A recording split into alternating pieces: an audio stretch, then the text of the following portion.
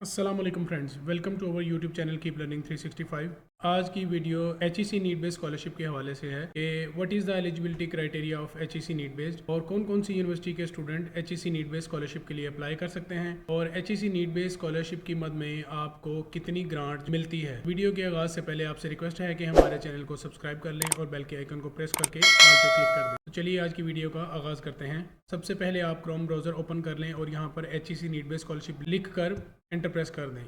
तो सबसे पहला लिंक आपके पास HEC नीड बेस्ड स्कॉलरशिप का आ जाएगा। इस पर क्लिक करेंगे तो आप higher education commission HEC need based के पेज पर, इस पेज का लिंक हमने अपनी डिस्क्रिप्शन में पेस्ट कर दिया है। आप डायरेक्टली उस पर क्लिक करके इस पेज पर आ सकते हैं। तो सबसे पहले आप देख रहे हैं ये HEC नीड बेस्ड का कुछ इंट्रोडक्शन लिखा हुआ है, इसको आप पढ़ लीजिएगा। हम डिस्कस करते हैं HEC नीड बेस्ड का एलिजिबिलिटी क्राइटेरिया। एलिजिबिलिटी क्राइटेरिया में भी हम आपको इंपॉर्टेंट पॉइंट्स बताएंगे। सबसे पहला पॉइंट ये है कि ये स्कॉलरशिप HEC की मुंतखब पब्लिक सेक्टर पाकिस्तानी यूनिवर्सिटियों और डिग्री देने वाले अदारों के अंडर ग्रेजुएट लेवल 4 साल प्रोग्राम के तलबा और तलबात के लिए है। इसके बाद थर्ड पॉइंट है माली ज़रूरतमंद तलबा जो पहले HEC की मुंतखब पब्लिक सेक्टर पाकिस्तानी यूनिवर्सिटियों और डिग्री देने वाले अदारों में तलीम हासिल कर रहे हैं, वो भी दरख्वास्त देने के अहल हैं। फिर इसमें 6 पॉइंट इंपॉर्टेंट है कि ये स्कॉलरशिप जो आपको मिलेगी ये पूरे प्रोग्राम के लिए मिलेगी, यानी अगर आप फेल, ड्रॉप या सेमेस्टर फ्रीज नहीं करवाते तो ये स्कॉलरशिप आपको डिग्री मुकम्मल होने तक मिलती रहेगी। इसमें नेक्स्ट इंपॉर्टेंट पॉइंट है 8 नंबर पर कि मेडिसिन, फॉर्म डी और दीगर 5 साल प्रोग्राम की सूरत में मुकम्मल प्रोग्राम के लिए फंडिंग आपको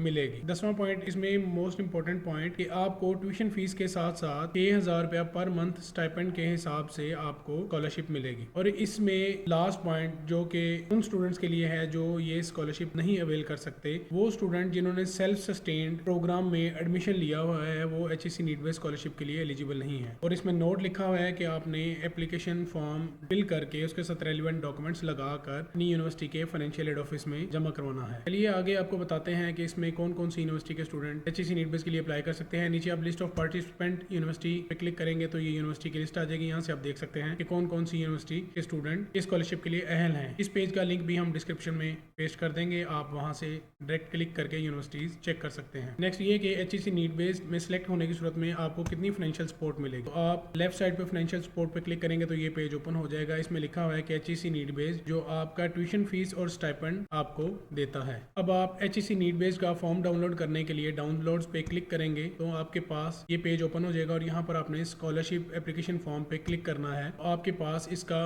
प्रीव्यू आ जाएगा। तो यहाँ से आप डाउनलोड्स के बटन पर क्लिक करके इस फॉर्म को अपने सिस्टम में डाउनलोड कर लेंगे। जैसा कि आप देख रहे हैं कि फॉर्म हमारे सिस्टम में डाउनलोड हो चुका है। इस फॉर्म का प्रिंट लेने के बाद आप इसको फिल करके डॉक्यूमेंट्स अटैच करके अपनी यूनिवर्सिटी में सबमिट करवा देंगे। तो चलिए अब आपको फॉर्म के बारे में बताते हैं कि ये फॉर्म किस तरह फिल करना है। हमने ये फॉर्म पहले से फिल कर रखा है ताकि आपका कम से कम वक्त इसको समझने में लगे। सबसे पहले आपने यूनिवर्सिटी का नाम लिख देना है जहाँ पे आपने एडमिशन को सिक्योर किया है। देन डिग्री टाइटल में आपने जिस डिग्री में एडमिशन लिया है वो लिख देना है। इसके बाद नंबर 1 है कि आपका नाम क्या है, स्टूडेंट नेम। देन जेंडर आपने सेलेक्ट करना है, मेल फीमेल। इसके बाद एप्लीकेंट नादरा CNIC, यहाँ पर आपने पॉइंट नंबर 2 में CNIC नंबर लिख देना है अपना। पॉइंट नंबर 3 में मैरिटल स्टेटस है, सिंगल है, मैरिड है या डिवोर्स्ड है, वो टिक कर देना है आपने। फिर आप पॉइंट नंबर 4 में आपने अपनी एज लिखनी है जिस दिन आप फॉर्म फिल कर रहे हैं उस दिन के मुताबिक। फिर आपने डोमिसाइल लिखना है, किस डिस्ट्रिक्ट आपका डोमिसाइल है। पॉइंट नंबर 5 में आपने अपना प्रेजेंट एड्रेस, 6 में परमानेंट एड्रेस और 7 में आपने ये बताना है कि क्या आप जॉब कर रहे हैं या नहीं। और नेक्स्ट पॉइंट है कि अगर आप जॉब कर रहे हैं तो आपने नीचे वाले सेक्शंस 8 से 10 तक भी फिल करने हैं।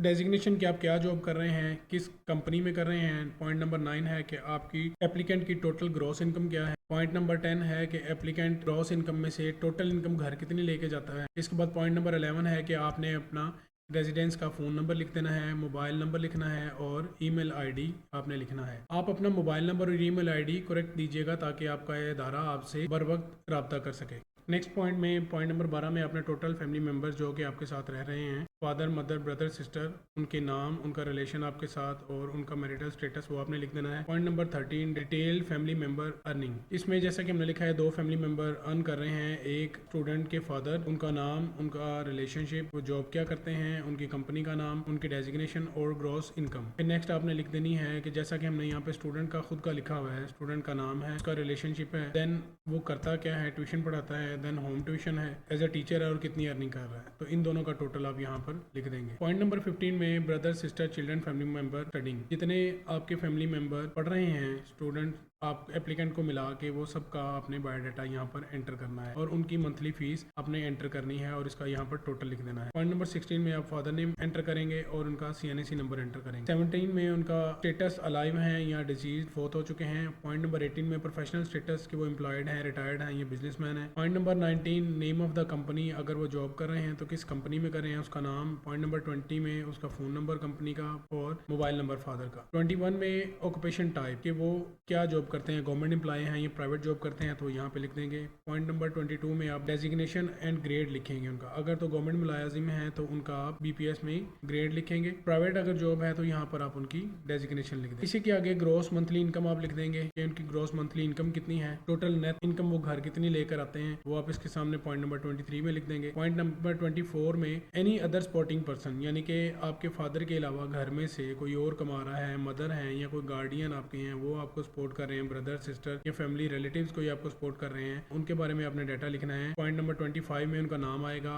उनका रिलेशन आएगा आपके साथ, उनका ऑक्यूपेशन और जॉब डेजिग्नेशन आएगी। देन पॉइंट नंबर 27 में monthly financial support by your guardian और अंकल जो भी आपको सपोर्ट करते हैं वो आपने यहाँ पर लिख देना। इसके बाद पॉइंट नंबर 28 में आपने टोटल एसेट्स के बारे में अपने बताना है कि अगर आपके पास कोई लैंड है, बैंक डिस्पोजिट्स हैं, शेयर्स हैं या प्रॉपर्टी आपने कोई रेंट पे दी है तो वो यहाँ पे आप लिखेंगे, वो किसके नाम पर है उसकी डिटेल आपने प्रोवाइड करनी है। पॉइंट नंबर 29 में टोटल फैमिली मंथली इनकम, आपकी फैमिली की टोटल इनकम आप यहाँ पर लिखेंगे। जैसे ये हमने स्टूडेंट के फादर का नाम लिखा हुआ है और उनकी ग्रॉस इनकम ऊपर जैसे कि 20,000 लिखी हुई तो यहाँ पे ग्रॉस इनकम आ जाएगी और इस एरिया में नेट इनकम आ जाएगी। इस तरह अंकल सपोर्ट कर रहे हैं, कोई यहाँ गार्डियन सपोर्ट कर रहा है तो यहाँ पे हमने फॉर एग्जाम्पल नज़ीर साहब का शो किया हुआ डाटा कि वो उनके अंकल है और 5,000 उनको पर मंथ सपोर्ट करते हैं तो यहाँ पे ग्रॉस में भी 5,000 और नेट में भी 5,000 लिख दिया है। इसके बाद है एप्लीकेंट का भी हमने डाटा शो किया हुआ है कि एप्लीकेंट खुद ट्यूशन पढ़ाता है और अर्निंग करता है तो यहाँ पे हमने 5,000 उसका ग्रॉस में और नेट में सेम अमाउंट लिख दिया है क्योंकि उसकी डिडक्शन कोई नहीं होती। इसी तरह नीचे भी सेम पॉइंट नंबर 6 भी वही है, टोटल कितनी घर लेके आता है एप्लीकेंट इनकम तो वो यहाँ पे मेंशन कर देंगे। 29A है कि टोटल इनकम मंथली इनकम कि एक महीने में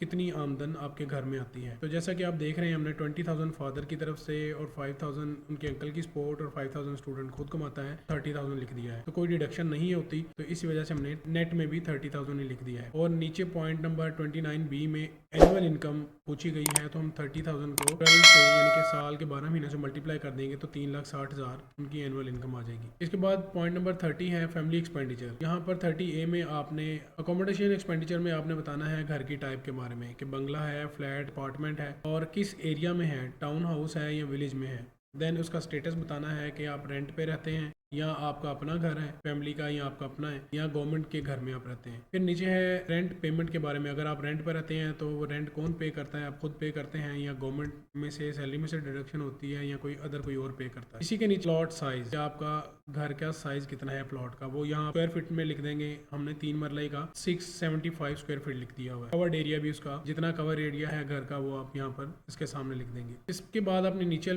टेबल में अपने घर की डिटेल प्रोवाइड करनी है, अकोमोडेशन एड्रेस यहाँ पे आपने कंप्लीट एड्रेस प्रोवाइड करना है। नंबर ऑफ बेड कितने हैं वो आप टिक कर देंगे, 1 बेड है, 2 बेड है, 2 से 4 तक हैं तो यहाँ पे टिक कर देंगे। इसी तरह नंबर ऑफ एयर कंडीशन कितने हैं वो जितने एयर कंडीशन है यहाँ पे टिक कर दें, अगर नहीं है तो ब्लैंक छोड़ दें। अगर हर रेंट का है तो अकोमोडेशन मंथली रेंट यहाँ पे मेंशन करेंगे और एनुअल यहाँ पे कर देंगे और इनका टोटल यहाँ पर नीचे आ जाएगा। Any other house flat owned by parents, कोई और घर आपके पेरेंट्स का या गार्डियन का है तो यहाँ पे आपने उसको लाजमी मेंशन करना है, लोकेशन और साइज। पॉइंट नंबर 21 में यूटिलिटी एक्सपेंडिचर्स के बारे में है कि टेलीफोन का आपका लास्ट मंथ का जो लेटेस्ट बिल है वो आपने यहाँ पर लिख देना है, इलेक्ट्रिसिटी का, फिर गैस का और वाटर का। इस तरह 32 में मेडिकल एक्सपेंडिचर्स आपने 6 महीने के मेडिकल एक्सपेंडिचर डालने हैं। अगर घर में कोई बीमार है, किसी को खुदा ना खास्ता कोई डायबिटिक पेशेंट है या कोई कार्डिक पेशेंट है, उनकी मेडिसिन रेगुलर आती है तो उनका आपने 6 मंथ का एवरेज निकाल के टोटल एक्सपेंडिचर को 6 पे डिवाइड करके यहाँ पर आपने लिख देना है। नेक्स्ट है टोटल फैमिली एक्सपेंडिचर। ये सारे वो एक्सपेंडिचर हैं जो कि आप ऊपर फिल कर चुके हैं। मींस के एजुकेशनल एक्सपेंडिचर्स आप देखें कि आपने यहाँ पर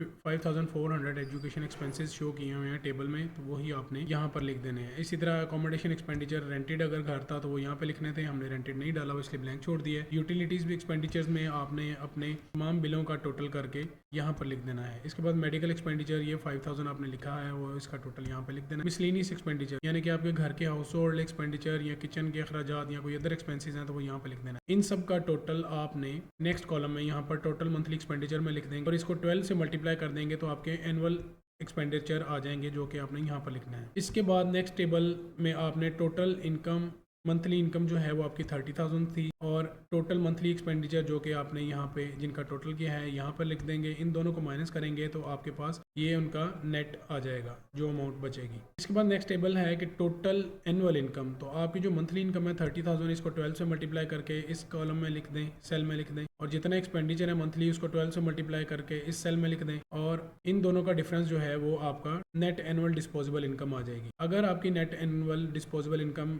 नेगेटिव आती है तो आपने इस जगह पर उसका रीज़न बताना है कि आप किस तरह से अपनी इनकम जो है वो घर के अखराजात पूरे करते हैं नेगेटिव इनकम होने के बावजूद। नेक्स्ट एरिया है एसेट्स के बारे में, कि अगर आप पॉइंट नंबर 36 में है कि अगर आपकी फैमिली के पास कोई ट्रांसपोर्ट है, बाइक है, गाड़ी है, तो उसकी डिटेल आपने येस और नो पे टिक करना। अगर येस है तो उसकी डिटेल यहाँ पे प्रोवाइड करनी है आपने। पॉइंट नंबर 37 में अगर आपके पास कोई कैटल्स वगैरह हैं वो यहाँ पे आपने लिखने हैं, उनके नंबर, तादाद उनकी। Point number 38 area and location of land. अगर आपके पास कोई घर या प्लॉट और है तो उसका साइज, की क्वांटिटी, उसका साइज, लोकेशन, वो सारा आपने इस टेबल में मेंशन करना है। कमर्शियल है, रेजिडेंशियल है, एग्रीकल्चर है, या गवर्नमेंट की तरफ से आपको मिला है तो आपने इस टेबल में उसकी डिटेल प्रोवाइड करनी है। पॉइंट नंबर 39 है एसेट वारंट मार्केट वैल्यू। अगर आपके पास घर है फादर का, मदर का, या सेल्फ अपना, गार्डियन का, स्पाउस का, तो उसका आपने यहाँ पर मार्केट वैल्यू लिखनी है। बिजनेस है, लैंड, बिल्डिंग है, बैंक बैलेंस है, स्टॉक, प्राइस बॉन्ड है, एक्सेट्रा, ये चीज़ें। तो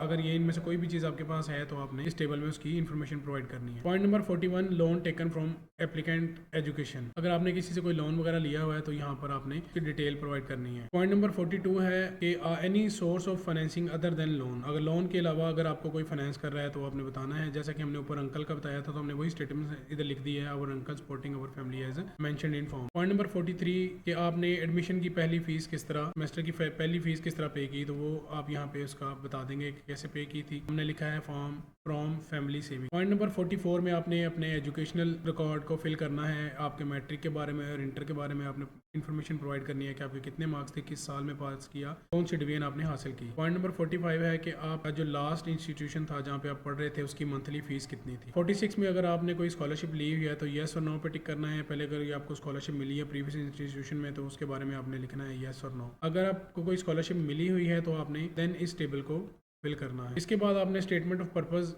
में बताना है कि आपको ये स्कॉलरशिप HEC नीड बेस्ड की क्यों दी जाए। तो यहाँ पर आपने स्टेटमेंट ऑफ पर्पस जो है वो मेंशन करनी है।